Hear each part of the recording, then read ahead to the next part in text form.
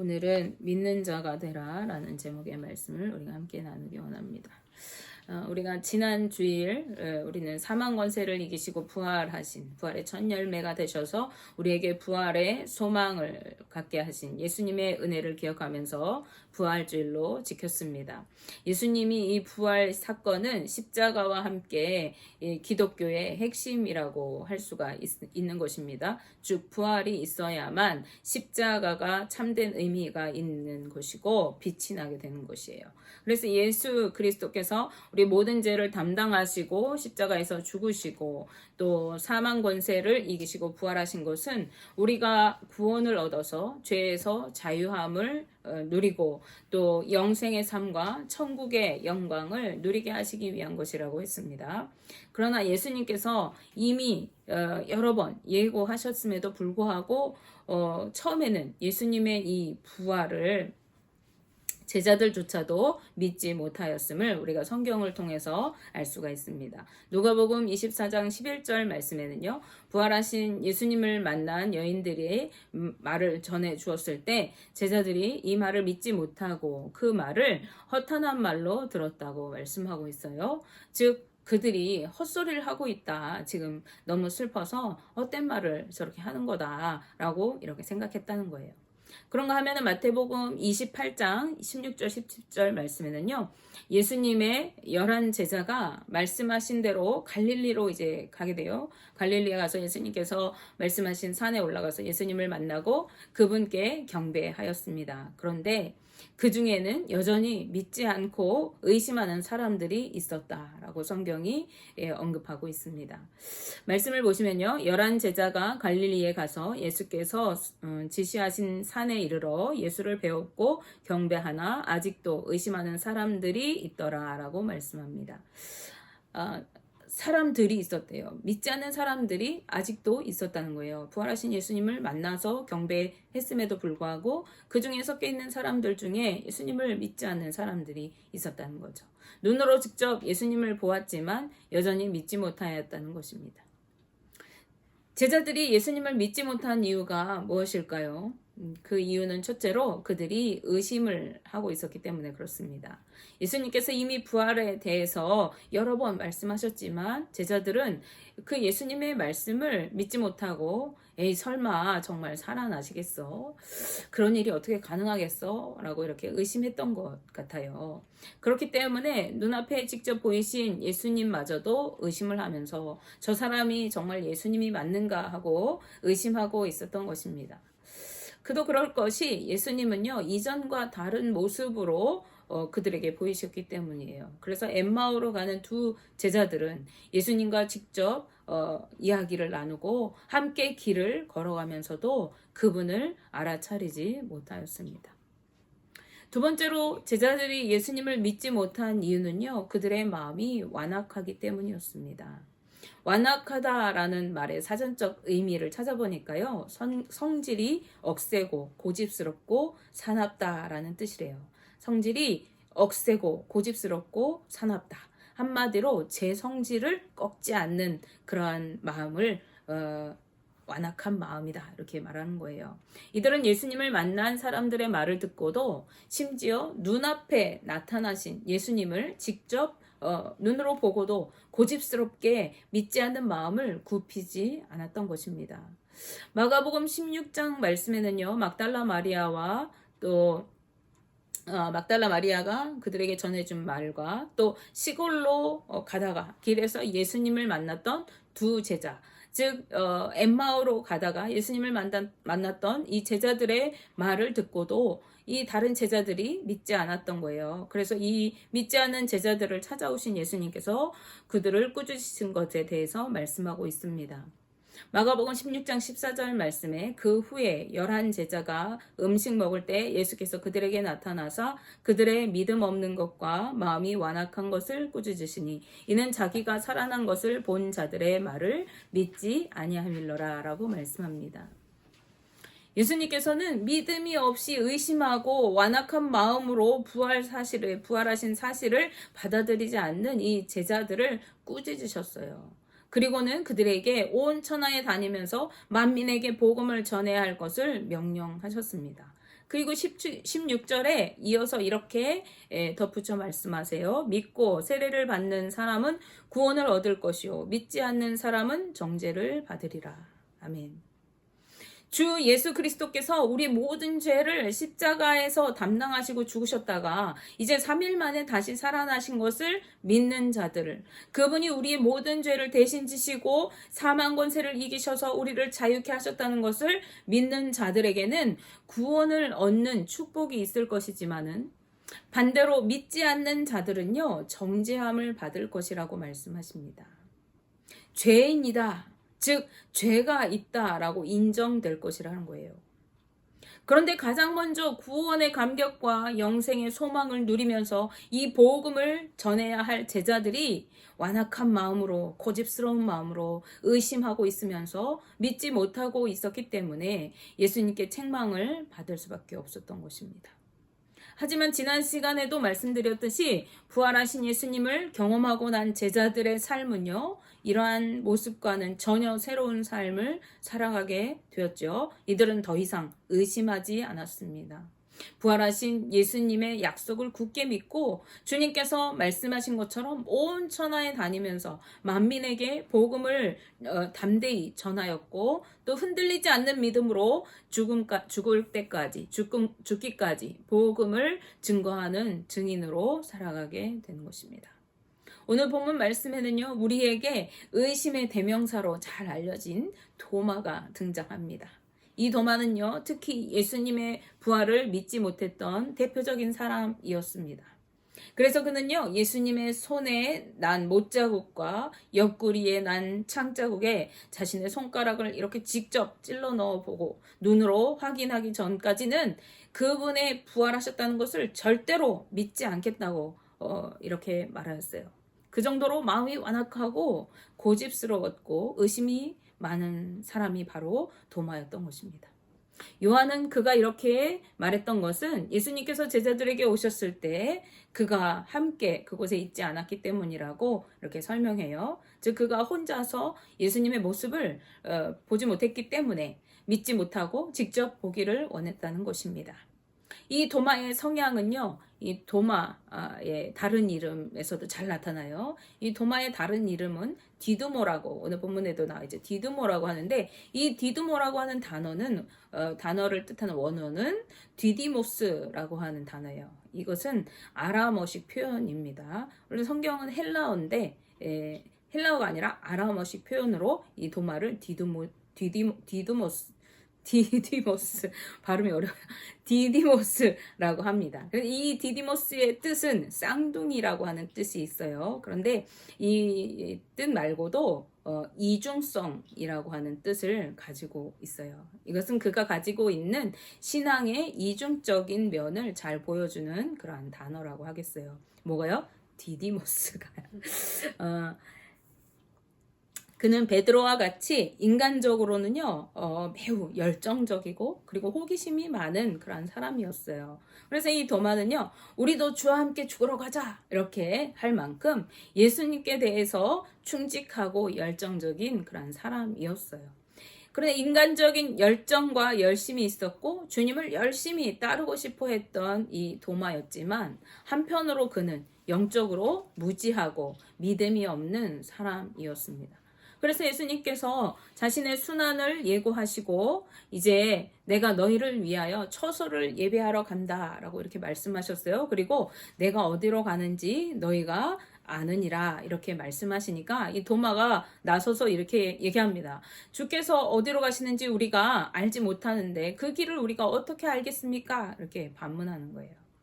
이것은 이 도마가 주님이 말씀하시고 계시는 뜻이 그리고 그 섭리가 무엇인지 전혀 깨닫지 못하는 무지한 상태에 있었다는 것을 여실히 보여주고 있는 것입니다.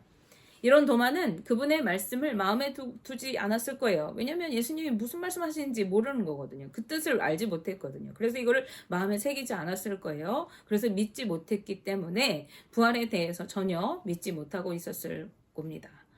게다가 제 눈으로 확인하려고 했던 거예요. 뭐 믿지 못하는데 내 눈으로 봐야 확인해야 내가 믿겠다 이렇게 말하는 거죠. 심지어 그는 예수님께서 십자가에 돌아가시고 난 후에 제자들과 함께 있지도 않았어요. 그래서 예수님께서 오셨을 때 제자들과 그가 함께 있지 않아서 혼자서 예수님을 못 봤다고 오늘 성경이 말하고 있잖아요. 그죠? 오늘날 우리도요 이렇게 도마와 같이 신앙생활 할 수가 있어요. 열심히 주를 믿는다고 입으로 말을 하고 누구보다 앞장서서 봉사하고 섬기고 또 구제도 합니다. 성경에 대해서 지식적으로 더 알고 싶어요. 이게 무슨 뜻일까? 그래서 신학적인 어떠한 지식들은 많이 알고 있고 성경 이야기 많이 알고 있기도 해요. 그리고 호기롭게 주님을 위해서 내가 살겠다 이렇게 말하기도 합니다. 그런데 정작 영적으로는 무지하고 믿음이 없는 거예요. 말씀을 온전히 믿지 못해서 하나님의 뜻과 섭리도 분별하지 못하는 겁니다. 주님이 나를 구원해 주셨다는 것에 대해서도 확신이 없어요. 내가 구원을 받았는지, 지금 죽어도 내가 천국에 갈 수 있는지 그것에 대해서 확신이 없어요. 그래서 내가 구원받을 수 있을까? 열심히 교회는 다니고 봉사하고 섬기면서도 나 천국에 갈 수 있을까? 내가 지금 죽으면 천국 갈까? 끊임없이 의심합니다. 오랫동안 교회에 열심히는 다녀도 믿지 못하고 그저 열심만 가지고 신앙생활을 하고 있는 것이죠. 행위적인 것으로 만족을 하면서 내가 이렇게 교회에 열심히 출석하니까 내가 열심히 봉사하고 또 섬기니까 내가 열심히 헌금하니까 나 정도면 됐지 이렇게 위안을 삼으면서 살아가고 있는 것이에요. 그런데 여러분 안타깝게도 믿음이 없는 이러한 열심과 신앙 행위는요 구원과 전혀 관계없는 것이라는 사실입니다. 그렇기 때문에 의심 많은 도마에게 오늘 예수님은 직접 찾아와 주셨어요. 믿지 못하는 도마를 위해서 8일이 지난 후에 제자들 가운데 다시 찾아오신 예수님은요 도마를 부르십니다. 그리고 이렇게 말씀하세요. 요한복음 20장 27절 말씀에 도마에게 이르시되 내 손가락을 이리 내밀어 내 손을 보고 내 손을 내밀어 내 옆구리에 넣어보라. 그리하여 믿음 없는 자가 되지 말고 믿는 자가 되라. 열심히 믿는 자가 아니라 믿는 자가 되어야 합니다. 예수님께서는요 그에게 여기 내 손과 옆구리에 네 손가락을 직접 넣어서 만져봐라. 그리고 이제 믿음 없는 자가 아니라 믿는 자가 되어라. 이제는 네 열심으로 살아가는 것이 아니라 믿음으로 살아가라 라고 말씀하고 계십니다. 구원을 온전히 얻도록 이제는 주님의 온전한 제자가 되어서 복음의 증인으로 살아가도록 예수님은 그에게 부활을 직접 경험하게 해주신 것입니다. 예수님을 만난 도마, 그분의 못자국과 창자국을 제 손으로 직접 만져본 그 도마는 이제 예수님의 부활을 의심하지 않고 온전히 믿게 되어집니다. 그래서 그는 서슴없이 예수님을 향해서 당신은 나의 주님이시오, 나의 하나님이십니다 라고 이렇게 고백하게 되는 것입니다. 그리고 주석에 따르면요 이후에 도마는 인도에까지 건너가서 복음을 전하다가 그곳에서 순교한 것으로 전해진다고 이야기합니다. 예수님의 부활을 믿는 자들은요 변화된 삶을 살아가면서 복음의 증인이 되어 살아가게 되는 거예요. 그런데 오늘 예수님께서 하신 말씀을 우리는 기억할 수 있기 바랍니다. 바로 요한복음 20장 29절 말씀입니다. 예수께서 이르시되 너는 나를 본고로 믿느냐 보지 못하고 믿는 자들은 복되도다 하시니라. 아멘. 예수님의 몸을 만져보고 나서야 믿었던 도마의 그 신앙 고백, 주는 나의 주님이시오 하나님이십니다 라는 고백을 들으신 후에 예수님께서 말씀하시는 거예요. 네가 나를 보고 나서야 이제야 믿느냐, 보지 못하고 믿는 자들은 복이 있다 이렇게 말씀하시는 거예요. 믿음은 우리가 눈으로 보고 경험된 것, 우리가 이해된 것을 믿는 것이 아닙니다. 믿음은 주님의 말씀을 의심 없이 믿는 것이 진정한 믿음인 것이고 그분을 경험한 증인들의 말을 의심 없이 믿는 것이 믿음인 것입니다. 막달라 마리아와 엠마오로 가던 제자들의 말을 듣고도 믿지 못했던 제자들을 예수님께서 책망하실 때 그들이 전해준 말을 믿지 못하였던 것을 책망하셨어요. 이것은 그들이 전해준 말을 믿지 못한 것이기 때문이기도 하지만요. 이미 부활에 대해서 예수님께서 예언해 주셨잖아요. 그 예언하신 예수님의 말씀을 그들이 믿지 못하였기 때문에 또한 책망을 하신 것입니다. 우리는 눈으로 보고 경험된 것만을 믿는 사람들이 아닙니다. 역사 속에서 실제 하신 예수님의 인생과 사역을, 그리고 그분이 하신 말씀과 제자들을 통해 증언된 구속의 역사를 믿는 자들인 것이죠. 많은 사람들이 믿음을 증명하라고 말하고 있습니다. 눈으로 볼 수 있고 내 이성적으로 그것들이 이해되는 것만 내가 믿겠다라고 말을 합니다. 하지만 세상에는 우리가 알지 못하고 이해하지 못하고 믿지 못하는, 그렇지만 실제하는 것들, 우리가 이성으로 판단할 수 없는 것들, 그러나 그것들이 존재하는 것들이 얼마든지 있습니다. 우리의 눈으로 볼 수 없지만 그것들이 존재하고 실제로 일어나는 일들이 얼마든지 있을 수가 있는 것이죠. 분명한 것은 우리의 눈으로 볼 수 없어도 우리가 이해할 수 없는, 이성적으로 판단했을 때 그것이 납득되지 않는다고 할지라도 그것이 분명히 존재하는 것들이고 분명히 일어나는 일들이 있을 수 있다는 사실입니다. 마찬가지로 우리가 알든 모르든 하나님은 분명히 존재하고 계시고 우리가 믿든 믿지 않든 간에 예수 그리스도는 분명히 다시 살아나셨다는 것입니다. 그리고 다시 오시겠다고 분명히 우리에게 약속해 주셨습니다. 믿으십니까? 아멘이시죠?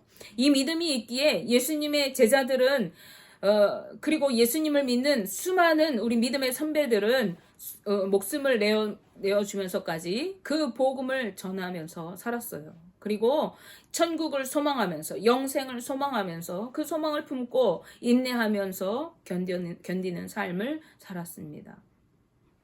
그리고 자신들이 경험한 이 부활의 감격을, 이 구원의 기쁨을 우리 믿는 자들에게 증언하고 있는 것이죠. 수많은 역사를 통해서, 그리고 성경 말씀을 통해서 우리는 이 부활을 경험해야만 합니다. 부활의 주님을 만난 이후에 삶이 가장 두드러지게 변화된 사람이 있어요. 성경 중에 가장 그 삶이 우리의 말씀을 통해서 우리에게 변화됨을 보여주는 인물이 누구입니까? 바로 바울입니다. 그는 부활을 믿지 못하는 고린도 교회 성도들에게 예수님의 부활에 대해서 증거하면서 고린도 전서 15장 8절 말씀에 맨 나중에 만삭되지 못하여 난 자 같은 내게도 보이셨다고 말씀하면서 자신이 예수님의 그 부활하신 예수님의 그 영광을 경험했음을 고백하고 있어요. 그는 다메섹 도상에서 예수님을 만났습니다. 그리고 그 예수님을 만난 이전과 이후의 삶이 완전히 달라졌어요. 이전에는 그는 교회를 박해하고 성도들을 잡아다 죽음에 내어주는 그러한 삶을 살았습니다. 자신의 가문과 학벌과 자신이 지식과 신학적인 어떤 것들을 가지고 자랑하면서 살았던 사람이었어요. 그런데 예수 그리스도를 만난 이후에 그는 이제 예수 그리스도의 십자가와 부활을 전하는 일에 자신의 온 삶을 걸었습니다. 완전히 다른 삶이에요. 자신이 그동안에 자랑하던 그 가문과 학문과 자신이 알고 있던 그 모든 것을 다 배설물로 여기고 이제 예수 그리스도만 알기로 작정하였던 사람이 바로 이 바울이었습니다.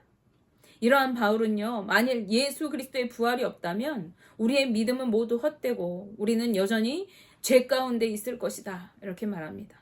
그리고 천국을 소망하면서 영생을 꿈꾸면서 열심히 믿다가 죽어있는 사람들, 그들은 잠자는 자들이라고 우리 믿는 자들은 표현하잖아요. 잠자는 자들도 다 망하였을 것이다, 이렇게 말합니다.